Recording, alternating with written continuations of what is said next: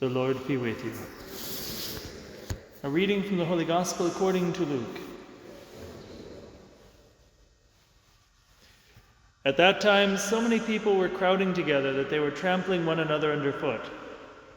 Jesus began to speak first to his disciples, "Beware of the leaven, that is, the hypocrisy of the Pharisees.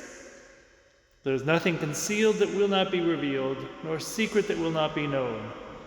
Therefore, whatever you have said in the darkness will be heard in the light, and what you have whispered behind closed doors will be proclaimed on the housetops. I tell you, my friends, do not be afraid of those who kill the body, but after that can do no more. I shall show you whom to fear. Be afraid of the one who, after killing, has the power to cast into Gehenna. Yes, I tell you, be afraid of that one. Are not 5 sparrows sold for 2 small coins? Yet not one of them has escaped the notice of God. Even the hairs of your head have all been counted. Do not be afraid, you are worth more than many sparrows." The Gospel of the Lord. Good morning, surprise to everybody. Didn't expect to see me, did you? You know, this morning's Gospel, I don't know, at least when I was younger, this morning was one of those Gospels that you hated to hear. There's nothing concealed that will not be revealed, nor secret that will not be known.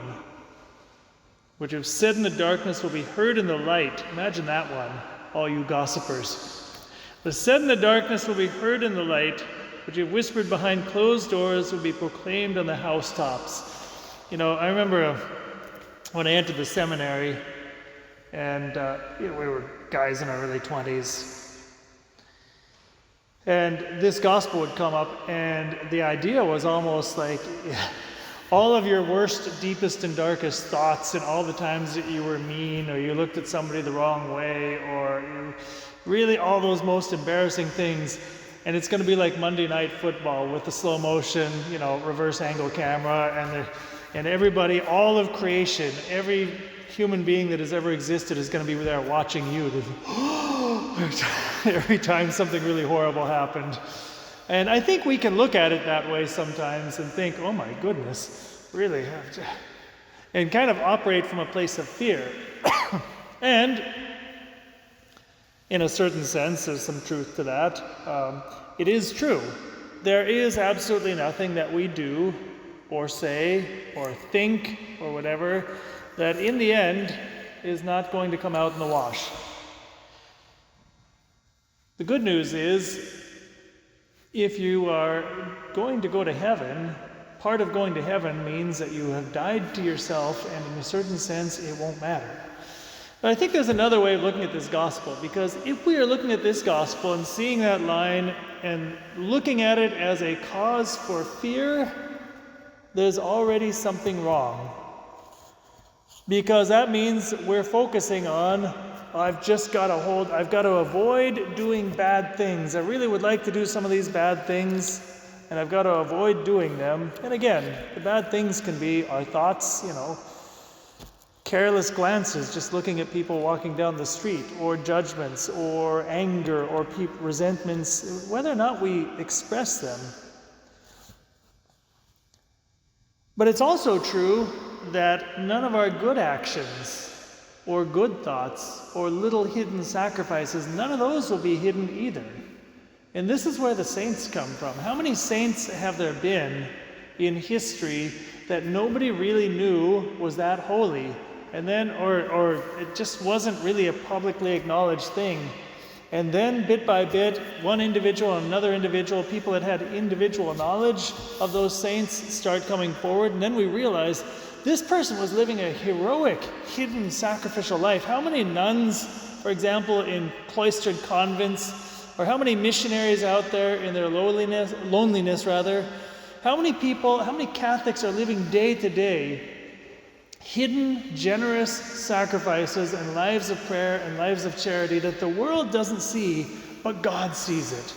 And how beautiful that will be if we get to our final judgment and all of that comes out. And people are going to say, I never knew you were dealing with that. I never knew that you were carrying that pain or that heartache. I never knew. And here you were doing these acts of service and I never knew about them, or doing these hidden sacrifices, fasting on Fridays, for example, and offering it up. Nobody sees that. Only God. Only God. And those are the things also that are going to make us more beautiful in this life, and God will never fail to reward those things.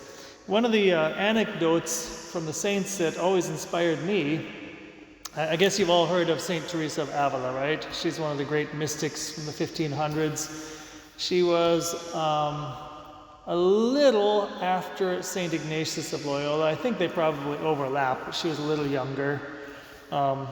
I know that because she made reference indirectly to the Jesuits, the early, foundational Jesuits, and how much good they were doing. So that means the Jesuits must have been around by the time she was doing her thing, right?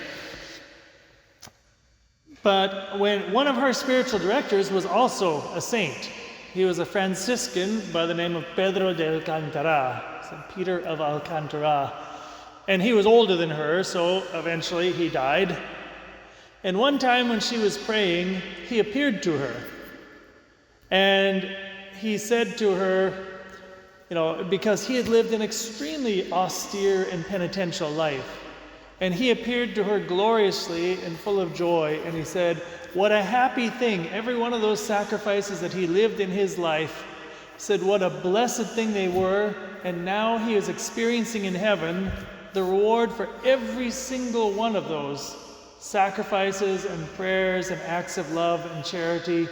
And he was rejoicing and enjoying the benefits. Even the things that he himself had forgotten that he did, God didn't forget them. God has a record book, and he was there keeping track.